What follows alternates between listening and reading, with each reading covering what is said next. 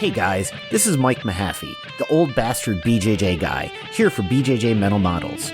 Back in my day, we had to walk uphill in the snow both ways to get to the academy just to learn some crappy technique from a random purple belt. You kids have it so easy because now you can just subscribe to BJJ Mental Models Premium and get tons of great audio courses to learn new techniques, enhance your mindset, and entertain yourself. You can even get personalized rolling reviews from some of your favorite BJJ Mental Models coaches, including me. It's like having your own seminar, you spoiled little whippersnappers. So what are you waiting for? Subscribe to BJJ Mental Models Premium right now, get off my lawn, and go train. Hey, welcome to BJJ Mental Models. I'm Steve Kwan. BJJ Mental Models is your guide to a conceptual and intelligent jiu-jitsu approach. And in this week's mini episode, I want to talk about a mental model that appears in pretty much every major martial art. There's not a lot of concepts that are so universal that you're going to see them everywhere, but this one is one of those. You're going to see it in judo, jiu-jitsu, boxing, karate, even fencing, Wing Chun, and Krav Maga talk about this. It's called crossing the center. And the idea behind crossing the center is that the body is vulnerable when limbs are passed across the center line. So as an example, let's say that I take your arm and I pull it across your center line. For those who don't know what the center line is, it's the line in the middle of your body that runs alongside where your spine is. So interestingly, if I take your arm and I pull it across your center line, that arm is much less effective and it's actually going to be much harder for you to fight in general. Same thing happens when we talk about your legs. If I get your leg to cross the center line, that's what's happening when we do a leg drag. I am pulling your leg across your center. It's also the reason why when we stand up, we're told not to cross our feet, because that's an example of crossing the center line. Crossing the center line makes your body weak. In the language of BJJ Mental Models and Rob Biernacki's BJJ concepts, we would talk about alignment.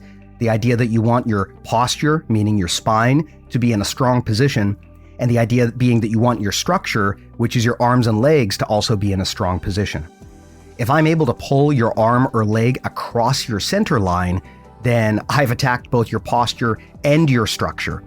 If you want an example of how this looks in action, think about when you're pinned on bottom side control. Ever had someone squish you such that your arm is kind of pushed across your center line? This is kind of how you get set up for things like arm triangles. It is a terrible situation to get stuck in. And that's one of the few things in jiu-jitsu that's mostly applicable in almost all cases, which is if one of your arms and legs crosses the center line, it's probably going to be dangerous for you. Now, there's a few ways that you can make this happen if you want to force your opponent to cross the center. The most obvious way is that you can force them to do it yourself by pulling on their arm or leg and just moving it. So arm drags and leg drags tend to be the most visible example of where you force your opponent to violate this mental model of crossing the center by pulling their arm or leg across the center line of their body. Other things you can do, like I mentioned earlier, if you're pinning someone with your chest in top side control, if you can get their arms squished such that it's going across their own face. This is also the reason why we do a lot of leg control when you're pinning someone in top side control. If you can force their near side leg to the far side, you twist their spine, you make it very hard for them to fight effectively. But these are all situations where I am making you cross the center line. Sometimes this just isn't feasible, or your opponent is too good and they know what you're trying to do, and they're simply not going to make that easy for you to do.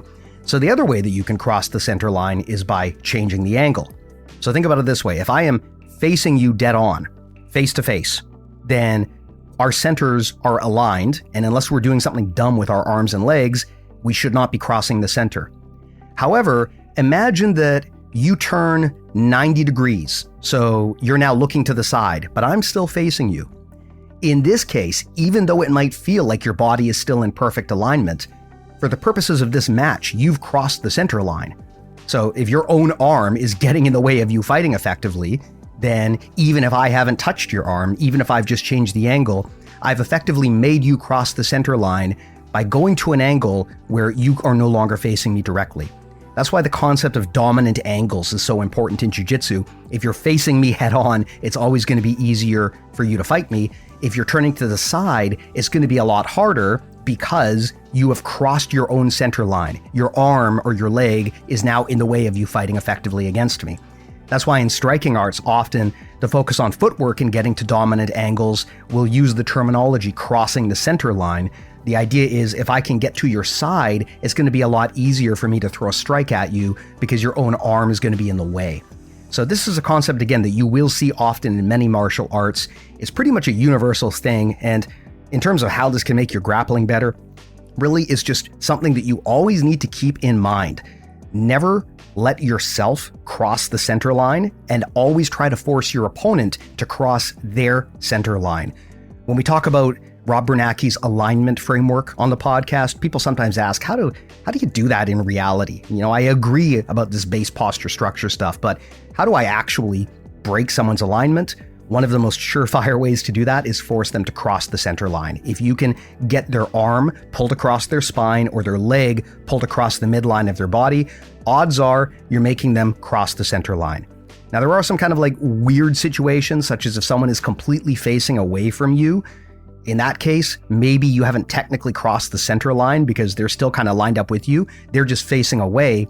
But that creates its own set of problems as well, and is another example of why dominant angles are so important in a grappling sport like Jiu-Jitsu. It's mostly hard, although not impossible, to fight an opponent while they're facing away from you. Anyway, there's a quick chat on crossing the center line. I hope you find this helpful. If you want to dig a bit deeper, we talked about Rob Biernacki's alignment system in this mini episode, and I recommend reading up on that if you haven't already. If you want to do that, go back and take a look at some of the mini episodes we did on alignment. We did a whole series of them. I'll put links in the show notes to those.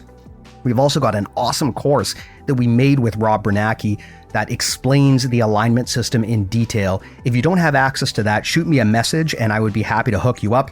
You can get a hold of me at steve@bjjmentalmodels.com, or you can check out our website. Everything we make lives there. All episodes of the podcast. You can sign up for the newsletter, and you can join BJJ Mental Models Premium at bjjmentalmodels.com. Thanks a lot for listening, and we'll talk to you in the next one.